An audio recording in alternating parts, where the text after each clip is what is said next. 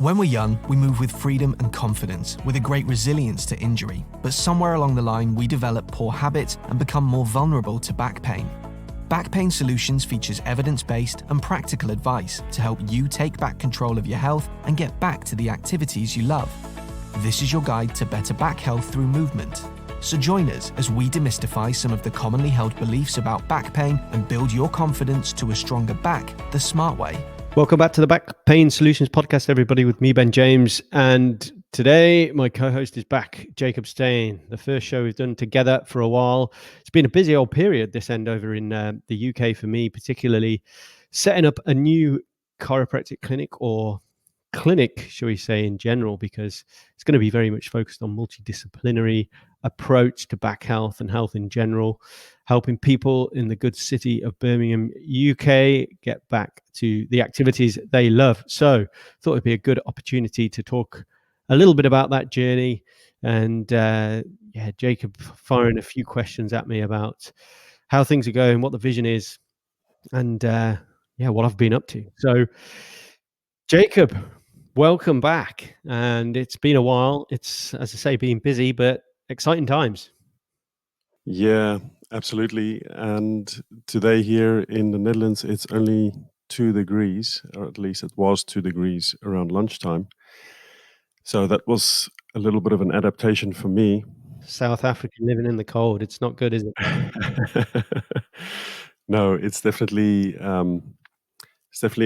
always a little bit of a shock just in the beginning of the very cold period here in the Netherlands. But it's good because I had the shock and now I'm adapted and I can face it again, and it was not that bad. You come out from hibernation again now.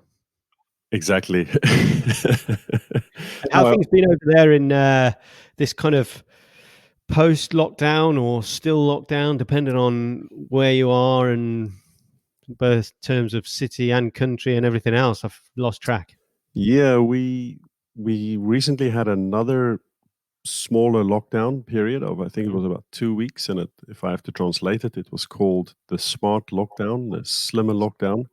Okay. And it was, we were all a little bit afraid of what was going to be the new rules, but actually they didn't make that many changes. It was only the restaurants really that suffered badly and had to close down again. But Sure. I think, I mean, we're still kind of floating along with the general rules, and I think people are becoming a little bit more relaxed when it comes to, sticking to the rules. But I think generally, I think we're doing okay. I'm not an expert, so please, nobody hold me up for anything I say wrong about this. But I think the Netherlands is doing a good job at keeping the numbers down and staying sane. No, that's good to hear. How about England? What's going on over there? Yeah, we're in a current lockdown at the moment.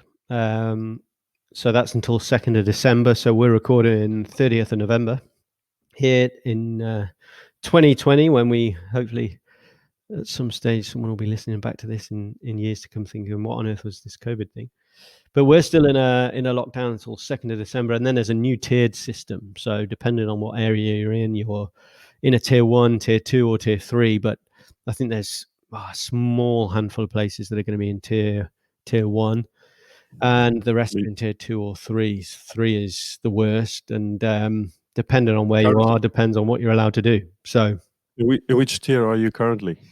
So we'll be in tier 2 here, in where I live, but Birmingham, where the practice is going to be, will be tier 3. So that's kind of highest level restrictions there. But as we've been discussing with clients and with people calling about their back health and getting some advice, we're in the lucky position that we can really effectively control our processes there. So infection control, actually, as a clinic, is really quite easy. We can control a number of patients coming in and out. The traffic is pretty low anyway, and in terms of patients coming in through the doors, and we can clean down really effectively in between patients. We're fully PPE, and so actually, it's not really impacted us too much. What You know? kind of precautions are you taking? Yeah, so we've got obviously we're following advice from the General Chiropractic Council, British Chiropractic Council, who clearly they take advice from from the government in terms of what they're advising us to do and doing risk assessments and things. But we will be kind of one in, one out patient generally. So we're not having patients obviously sitting in a waiting area as you would normally experience. Every patient coming in is masked, Uh-huh. and if they don't come in with a mask, then they've got to buy one. Obviously low cost, but just covers the overheads because it's an additional cost, you know. But we're fully PPE with a mask and a visor and an apron and gloves. Yeah. And we're changing in between patients, spraying the bench down, spraying the chairs down, and then the next patient comes through. So it's really quite easy to manage, and compared to so many other businesses, I guess. It's been running really smoothly, and patients certainly that were in lockdown previously and were somewhat concerned about exposure and about the virus have felt really pretty confident with the processes we've got in place. They've, and for a number that it's been the first journey out since this kind of new world, and they feel safe, which is great. When did you start the practice? Tell us more about it.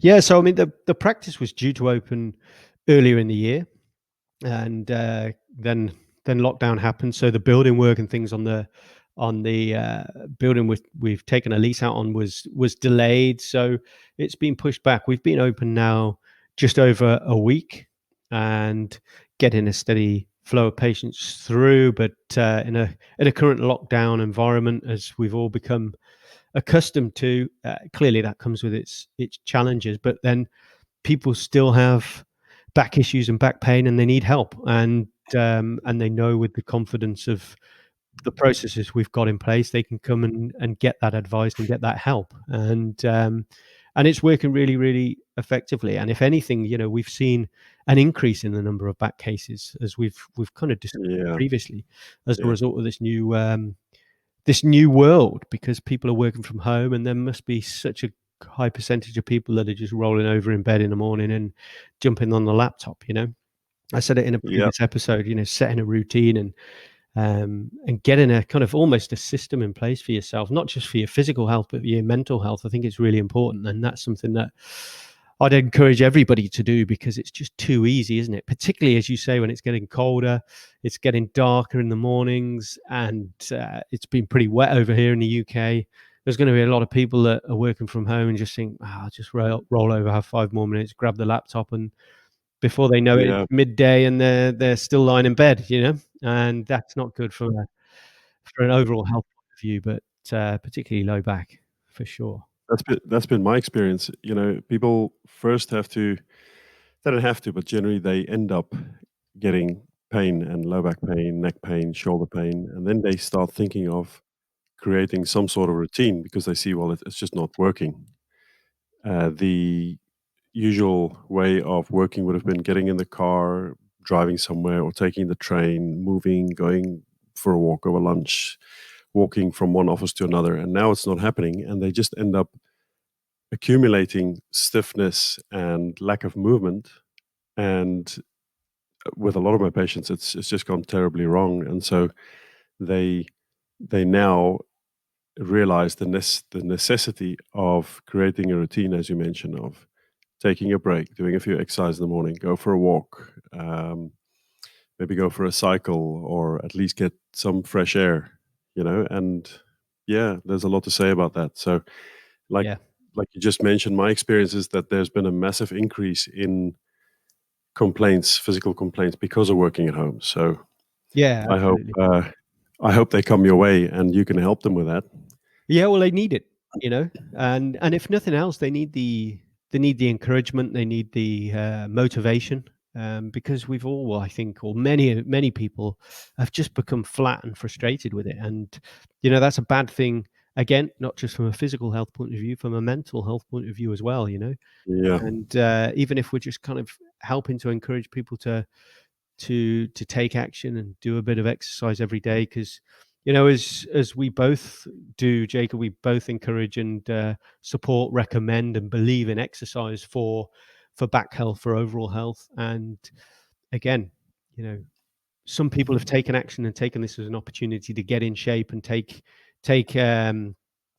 advantage of the situation, but a significant proportion of people have done less and eaten worse. So, you Yeah. know, it's been nice to kind of sit down and have conversations with people just to try and encourage them and motivate them a little bit, and be a different set of ears for them to talk to, I suppose, because that's, Yeah. as you know, part of the job is to reassure and encourage. And there's often stories that we get told from patients that are completely unrelated to their back health, but actually indirectly could be related. But if not, we can still help and support in some way. And that's part of the relationship that we're looking to build with our patients at the new clinic, you know, to take a proactive and preventative approach to their health, but also to optimize them to be a better, stronger version of themselves so they can get back to the activities they love and more. Yeah. And I would like to think is you help them to create a strategy to get through whatever they need to get through, Yeah. whether it's getting better or creating that healthy routine, or making whatever they do sustainable. It's about that strategy and keeping that strategy in mind. And maybe they haven't had a strategy, or maybe they've had one and they need it adjusting. And then it's two heads better than one, creating that strategy and going with it. But Ben, I want to know from you, like you say, you've been open for a week now.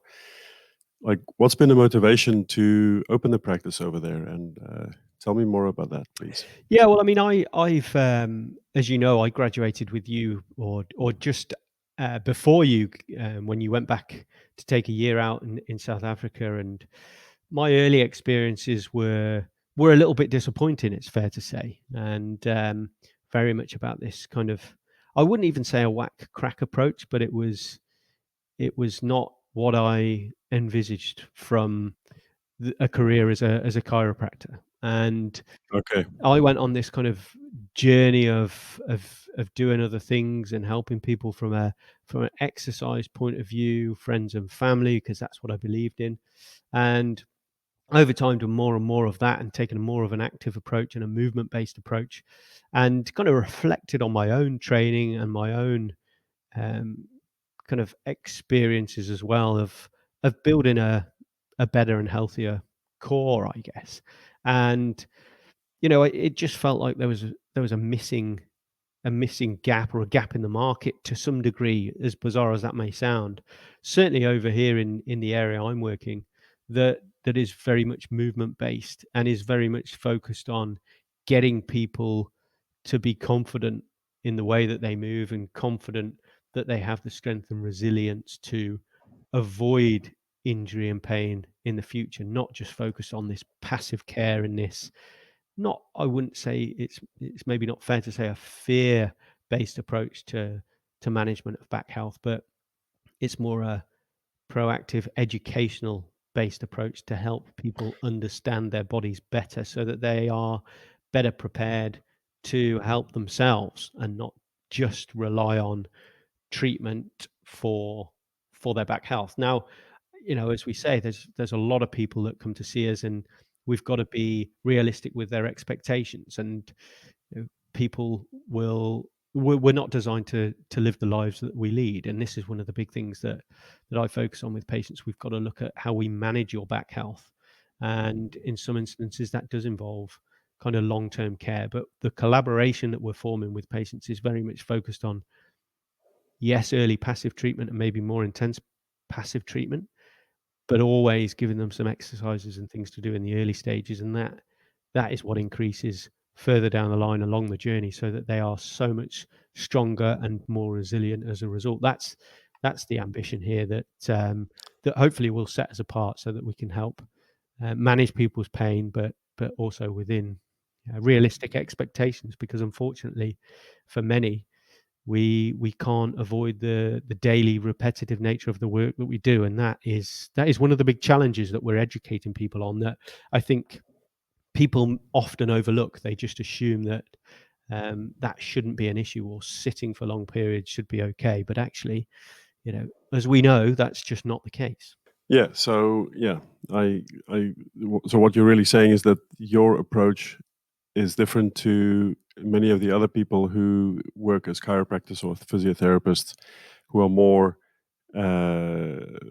not so exercise orientated, but more focus more on the passive aspect of treatment. You will be combining it, focusing more on the long-term outcome, educating patients. Is that what you're saying your strategy is?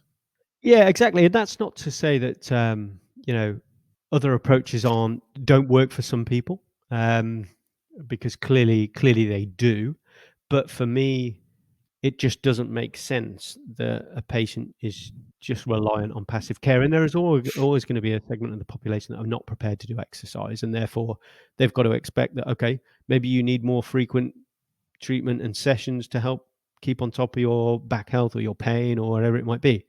But as you all know and testify to, Jacob, if patients come in and see us and we could do passive care all day, every day, if they then leave the clinic and go back to that one activity that is the cause of the problem, the cause of the pain, whether that be sitting all day or whatever it might be in the work that they do, or maybe even exercise they do at the gym or some form of sporting activity, if we're not taking away the root cause, then we could treat them all day, every day, and they still Yeah. wouldn't really get a long-term Yeah. resolution. And like I say, not everyone's going to get resolution as in out of pain for forever, but we can effectively manage back health really, really successfully with a combined approach of passive care when needed, but certainly active care. And I think there needs to be more of a focus on the active care, so people feel more in control. And Yeah. that's where we want to get people to be, so that they're more confident, and they're happier and healthier in their bodies. Yeah. I think a lot of people, I think back at myself when I was younger, if I was also looking for that one treatment that would just fix everything and leave me with pristine health, or remembering what my back was like and my health was like in the past, and I wanted that back. And I thought, if I could just get that guy or get that person to give me that, and I think a lot of people are willing to pay a lot of money just for that specific one-off treatment, that magic bullet. But I think part of our jobs, and what you're really describing, is the reality, and that is by teaching the person that comes in, who has had recurrent episodes of back pain or whatever sort of problem they've had, that if you're 40 years old and you've had 20 years sitting behind a computer, there's some mileage on your spine. You aren't 18 years old anymore. I look at my 1-year-old and I see him crawl and do everything, and I go, man, he's looking up every movement possible in his spine, and that'll just kill me, you know. But I can't go back to that time. I'm 38, and I have some mileage on my spine. In other words, I need to now know that if I'm gonna want to keep it as good as it is, I need a strategy, and I need to do something for it. And that's part of the education you have to give somebody when they come in, is help them realize that this is not a magic bullet, and as much as I want to charge you €1,000 or £1,000 and tell you that if I just do this, you're going to be fine, it's just not possible. So, No, exactly. Yeah, so, and so when you look at your own strategies, the amount of training you've done from a functional point of view, how often do you actually go and get an adjustment? now I would say I get an adjustment maybe once in 2 months. Okay. Yeah. So it's very much focused on active care, isn't it? As alongside the nutrition, you know? 99% Yeah. of what I'm doing in terms of making sure that my low back stays good, from my hernia history, which I've Yeah. mentioned in previous episodes. I had a serious episode of back problems when I was 10 years younger, is solely focused on the active approach. Yeah. And I've tried everything, and I've been there, and I've tried the mobility courses. I've done Ido Portal's courses, which is probably the most extreme I know of in terms of looking at mobility, and a complete opposite to the theory that myself and you are following. Um, and I have to say the approach that we're advocating and that we're working with, and that I've been doing the last few years, is actually absolutely the thing that has saved my back and so my life. Yeah, and it just makes so much sense. When you look at the anatomy and physiology, it just makes so much sense to develop that core stiffness, to develop that control and the endurance of those muscles that are so fundamentally important in supporting the spine. And that when you reflect and just think about passive care, you're left scratching your head, because it just makes no sense to think that that's the only way. Exactly. I can definitely put it together with the puzzle as a piece or a couple of pieces, but I mean, in the end, we want to move. And if you Yeah, can't move properly, which is the whole reason why I think we're here, is, first of all, we have to eat, then we have to procreate.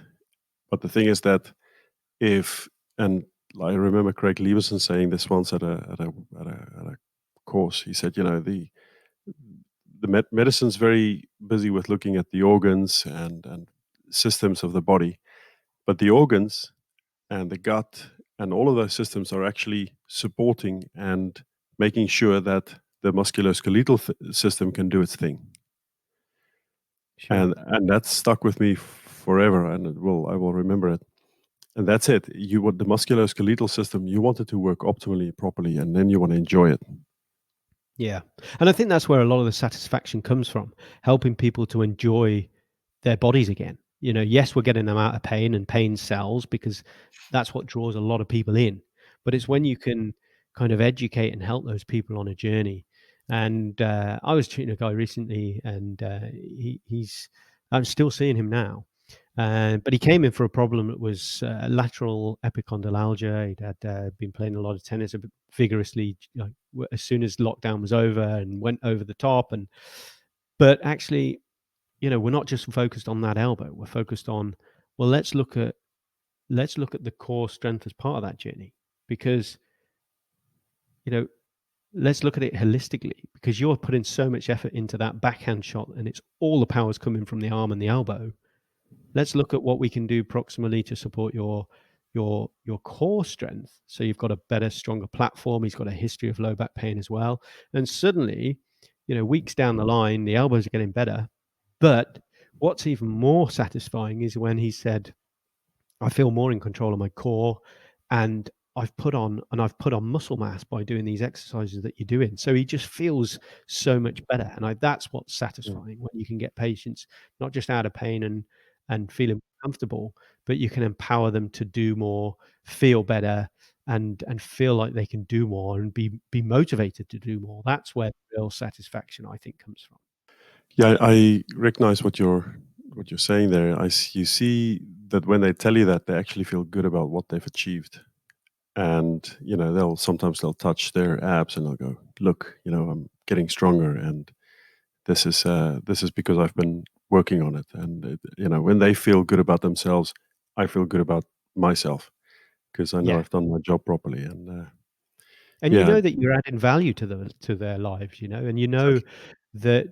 that you're adding more value than a lot of people out there that would Yep. very much focus on doing the passive work and the rubbing a few muscles and off you go. And it Yeah. just doesn't sit right with me that's the right approach, because if I can get somebody out of pain, stronger, more confident in their bodies, and maybe never see them again, but they've got a toolkit that helps them manage their back health and get back to doing more activity, or certainly activities they want to do pain free, then I mean, what a result, and what a satisfying job Yeah. that is, compared to Job done.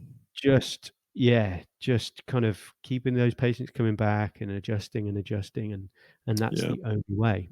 Yes, as I say, it works for some, and it works very well for some, and that's great. But for me, it's about helping those people to do more and feel better, and that's what makes it so satisfying, and that's why we've opened the clinic, and that's why we're very excited by it, and the journey's just beginning, but the patients are coming through, and we're getting some good early reviews, and it's going to be an exciting journey, and we want to look at the long term.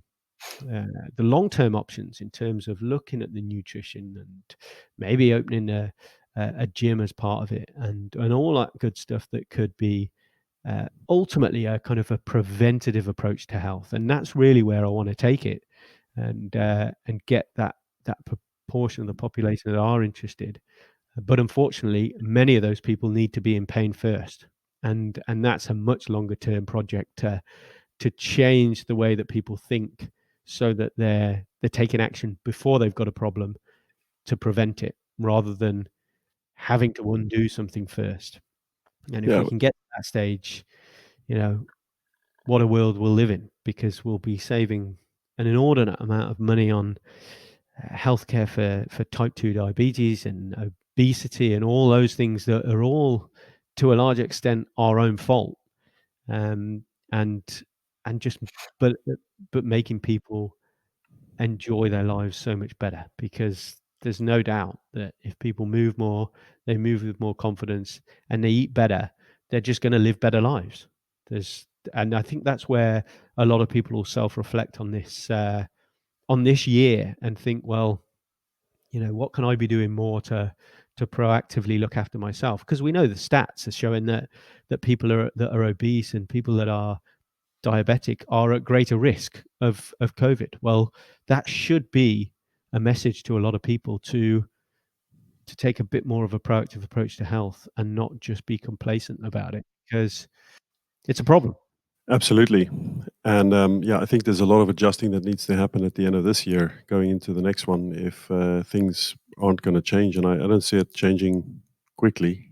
Um, and I No. think I have a feeling it's going to stay like this for quite a while. So, and I think businesses have already adapted to this new way of working. And so I think there's going to be even more responsibility on the shoulders of people who work from home. And I think that's definitely going to require them to be thinking of that healthy routine, thinking of a strategy, how to cope with all the FaceTime on the laptop, and and maybe Yeah. finding a balanced way of getting through the day.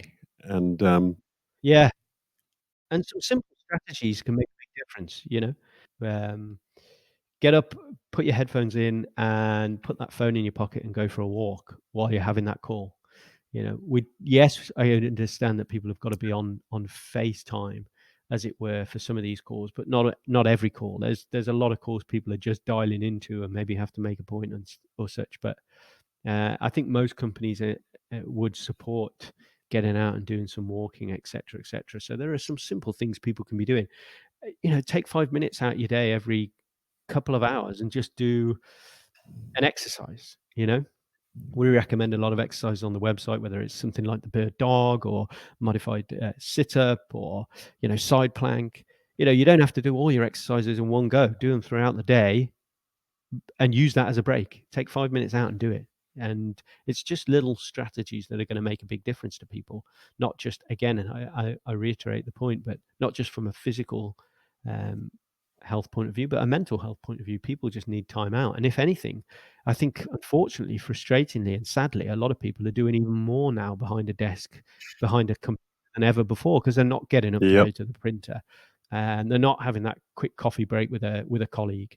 And so and that's why we're seeing increase in incidence of back pain and increase in problems, because and the other element of it is that people are fearful of losing their jobs, and that's a sad element of this whole situation, of course, but it's also a sad element that some companies are taking advantage of, which is which is not disgraceful, really. But what I also hear a lot of my patients saying is, the amount of work they have to do, there isn't a set amount. It's just never ending. So whether yeah, they do this much today or less today, it doesn't matter. There's always more to do. And if that's the case, then you need to have a strategy where you're going to deal with how you're going to manage your time and how much time you're going to spend working on certain things. Yeah. And that's where it's just so important to say, well, if you know you're going to have a hectic day, get out and do that walk first thing. At least you've done it and you can feel more positive you've done it. And do it at the end of the day as well. And if that means going out in the dark and putting a head torch on and putting a coat on in the weather, just do it. But take action, because you're going to feel so much better for it. Because otherwise, we face a long period of being at home and being in one environment, and that can't be a good thing either. So Ben, my advice to everyone is just do something, no matter how little, every day, and build from there. so tell me, where can people find your practice? So the practice is in the centre of Birmingham. It's the Pain and Injury Clinic, Birmingham. We've got another successful practice in Henley and Arden, which is in Warwickshire. And the actual address is 3 Temple Row, West Birmingham. It's on Cathedral Square, which is a beautiful part of the city, right in the centre, short walk from a couple of the main train stations. So people can find us there. They can find us at www.paininjuryclinic.co.uk, and on Instagram as well, Pain and Injury Clinic Birmingham, and Facebook, all those usual channels. We're putting more and more content out there over time, just little things, exercises and things to just help people, motivate people, and give them little challenges. But you can find us there, and we look forward to helping you, and happy to hear from you. And if you want to give us a call, then just do so, and take some action, even if it's just to get a bit of advice or to get a bit of reassurance. Then pick up the phone and do something. Don't just leave it. Don't just wait for a problem to occur, because undoubtedly it will if you don't do something. That's great, Ben. I've been enjoying talking about change of direction or the new journey, and as your good friend and colleague, wish you all the best with your practice and your plans and your mission and your goals. And it's only the start, but I'm very confident that it's going to grow and it's going to go somewhere beautiful. So all the best with that, my friend.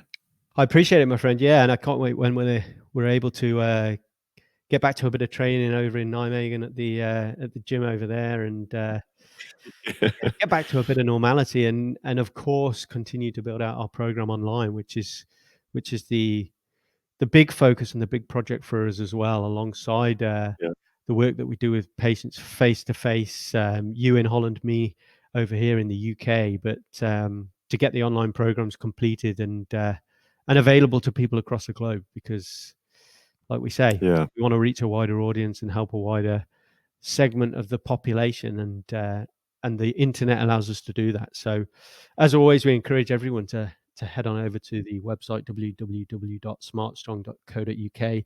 You can find us there and ask any questions there. If you don't live close to Birmingham in the UK or Nijmegen over in Holland, then certainly get in touch with us via the website. Fire over some questions. Happy to help. Happy to answer them.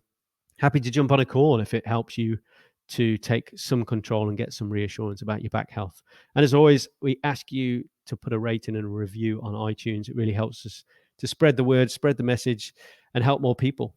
So join us again, and we shall continue with our content. We'll continue with the episodes, and watch this space for the course when we launch that next year. Jacob, thanks again, and we'll speak again soon.